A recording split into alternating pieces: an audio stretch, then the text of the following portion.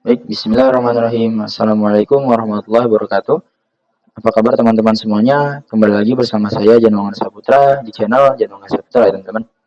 Nah, pada video kali ini kita akan lanjutkan materi dari bab switching, yaitu intervalent routing teman-teman.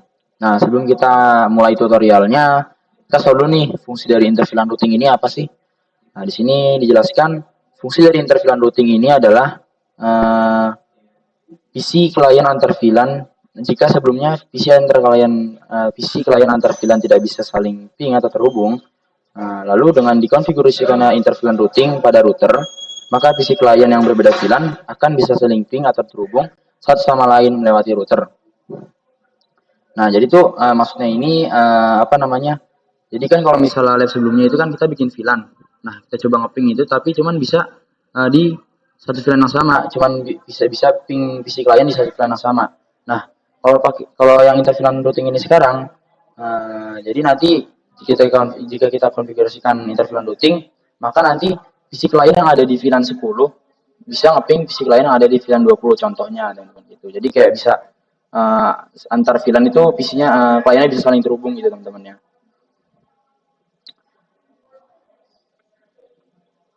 Nah, dan interVLAN routing ini bekerja pada device layer 3 seperti router dan MLS. Nah, yang kita pakai sekarang adalah router ya teman-teman ya.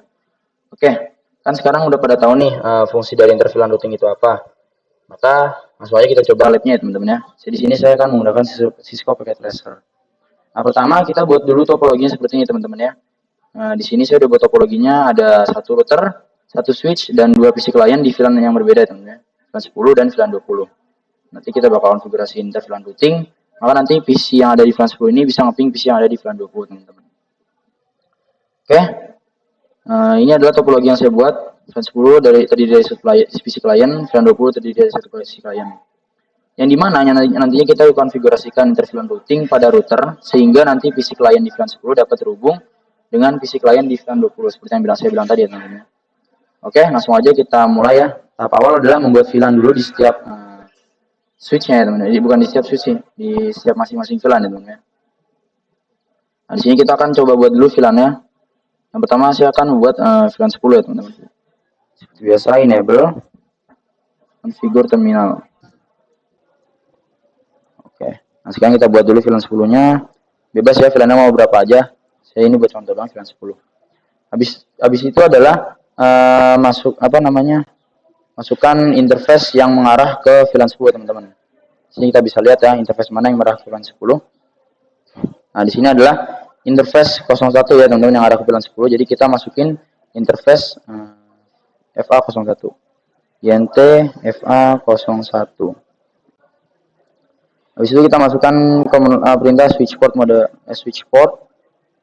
Atau kita bisa singkat switch port mode akses. Oke. Habis itu kita masukkan perintah switch port akses VLAN 10 untuk mengakses VLAN 10-nya teman-teman. Akses VLAN 10. Nah, ini kita udah bikin VLAN 10-nya. Kita lanjut lagi ke membuat VLAN 20 ya teman-teman ya. Teman-teman bisa skip ini kalau misalnya teman-teman udah nonton video saya yang sebelumnya, karena kan itu juga dijelasin cara membuat VLAN ya teman-teman ya. Nah, ini kita lanjut lagi bikin VLAN 20, interface-nya yang arah ke VLAN 20 yang mana kita lihat di sini. Sini adalah interface 02 ya teman-teman ya. Jadi kita masukin interface 02. A02. Switch port mode akses. Switch port akses VLAN 20.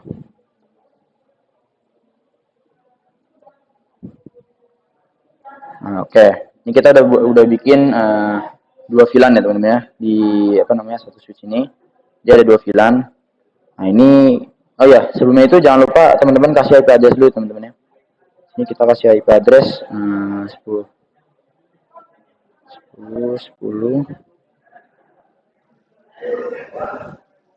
2. Ini gateway-nya nanti ya teman-teman ya. Gateway-nya sebelum kita konfigurasiin interVLAN routing kita nggak perlu ganti gateway-nya, biasa aja. Nah, sekarang kita lanjut lagi.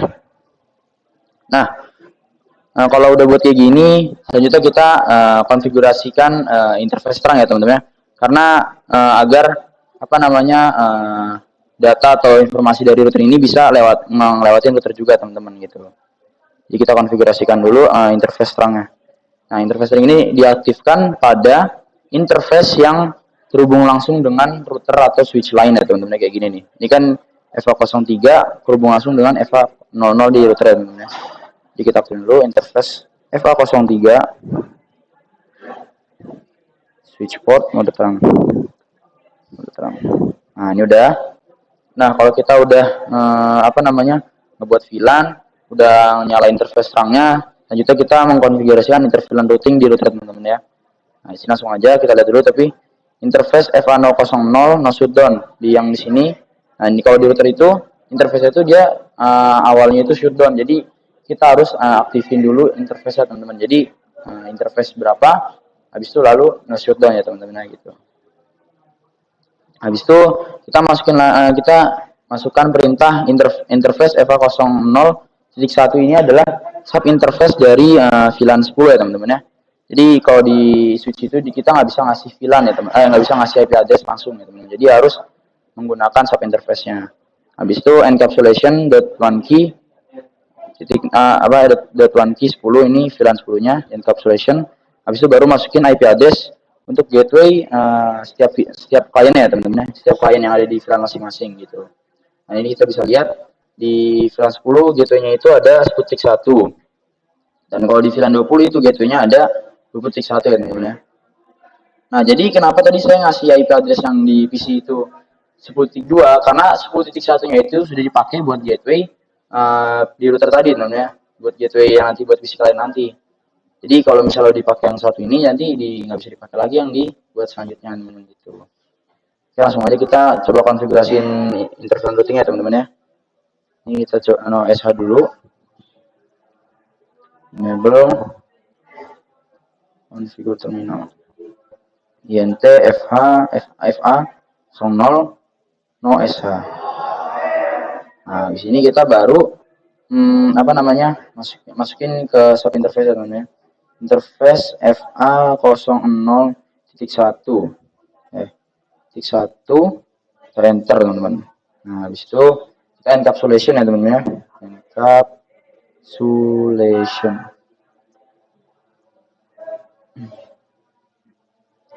Dot one key 10. Kita enter dan habis itu baru kita kasih IP address ya teman-teman. 10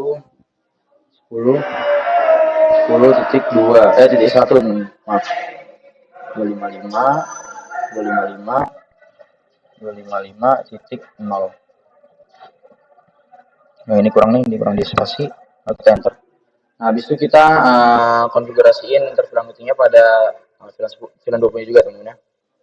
Sekarang yang untuk VLAN 20-nya interface FA00.2. Nah, habis itu kita apa namanya encapsulation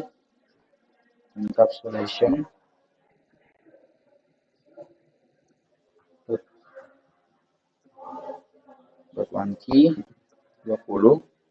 Bisa salah teman-teman. Encapsulation. Oke, habis itu kita masukin IP address-nya.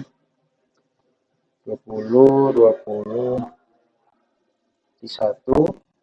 25 titik 0. Kita enter. Nah, tadi kita udah apa namanya konfigurasiin interface routing pada router ya teman-teman ya. Nah, sekarang kalau udah kita konfigurasiin interface routing di router, kita kasih IP address di PC klien ya teman-teman ya. Dengan gateway-nya yang tadi kita pasangkan yang di sub interface VLAN itu teman-teman ya. Yang misalnya kayak di VLAN 10 ini apa gateway-nya itu Sputnik 1, VLAN 20 gateway-nya Sputnik 1. Nah, jadi kita masukin dulu kita kasih IP address PC kita. Configuration. Nah, ini tadi kan saya masukin Sputnik 2 ya, karena yang satunya udah jadi gateway.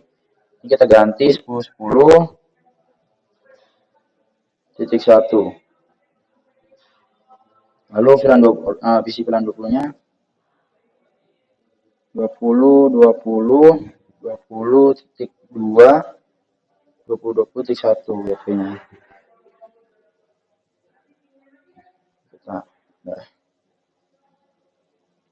Oke teman-teman.